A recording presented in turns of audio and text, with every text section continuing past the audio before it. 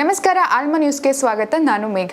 ಪ್ರತಿ ವರ್ಷ ಲಕ್ಷಾಂತರ ಅಭ್ಯರ್ಥಿಗಳು ರಾಜ್ಯದ ಮೂಲೆ ಮೂಲೆಯಿಂದ ಕೆಪಿಎಸ್ಸಿ ನಡೆಸುವ ಪರೀಕ್ಷೆಗಾಗಿ ತಯಾರಿಯನ್ನು ನಡೆಸುತ್ತಾರೆ. ಆದರೆ ಪ್ರತಿ ಬಾರಿ ನಿರೀಕ್ಷೆಯಿಂದ ಕಾಯುತ್ತಿರುವ ಅಭ್ಯರ್ಥಿಗಳಿಗೆ ಬೇಸರವನ್ನೇ ತಂದಿದೆ.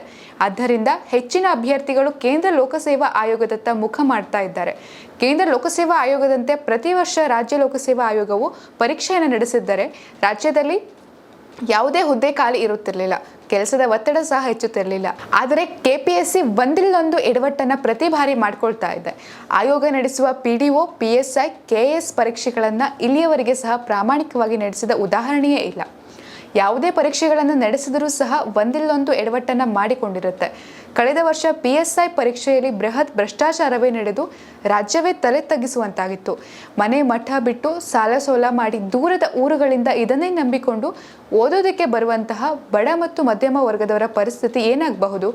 ಇದಕ್ಕೆ ಮತ್ತೊಂದು ಎಡವಟ್ಟನ್ನು ಮಾಡಿಕೊಂಡು ಮುನ್ನೆಲೆಗೆ ಬಂದಿದೆ.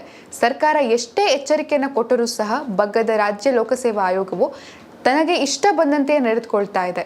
2024-25ನೇ ಸಾಲಿನ 384 ಹುದ್ದೆಗಳ ಗೆಜೆಟೆಡ್ ಪ್ರೊಫೆಷನಲ್ಸ್ A ಮತ್ತು B ಹುದ್ದೆಗಳ ನೇಮಕಾತಿಗೆ ಡಿಸೆಂಬರ್ 29ರಂದು ಪೂರ್ವಭಾವಿ ಪರೀಕ್ಷೆಯನ್ನು ನಡೆಸಿತ್ತು. ಆದರೆ ಗೂಗಲ್ ಅನುವಾದವನ್ನ ಮಾಡಿತ್ತು. ಇದನ್ನು ಮುಚ್ಚಿ ಹಾಕಿಕೊಳ್ಳಲು 3 ಬಾರಿ ಕೀ ಉತ್ತರವನ್ನು ಬದಲಾವಣೆ ಮಾಡಿ 5 ಕೃಪಾಂಕವನ್ನು ನೀಡಲಾಗಿದೆ. ಇದು ಆಯೋಗದಲ್ಲಿಯೇ ಮೊದಲ ಬಾರಿಗೆ ಈ ರೀತಿಯಾದಂತಹ ಅಂಕವನ್ನು ನೀಡಿದ್ದು. ಇದು ಸಹ ಬದಲಾವಣೆ ಆಗಬಹುದು ಎಂದು ಆಕಾಂಕ್ಷಿಗಳು ಆತಂಕವನ್ನು ವ್ಯಕ್ತಪಡಿಸ್ತಾ ಇದ್ದಾರೆ. ಹೀಗೆ ರಾಜ್ಯ ಲೋಕಸೇವಾ ಆಯೋಗವು ನಡೆದುಕೊಂಡರೆ ರಾಜ್ಯದ ಪರಿಸ್ಥಿತಿ ಏನಾಗಬಹುದು? ಇದನ್ನೇ ನಂಬಿಕೊಂಡು ವರ್ಷಗಟ್ಟಲೆ ತಯಾರಿಯನ್ನು ನಡೆಸುವ ಅಭ್ಯರ್ಥಿಗಳ ಸ್ಥಿತಿ ಏನಾಗಬಹುದು?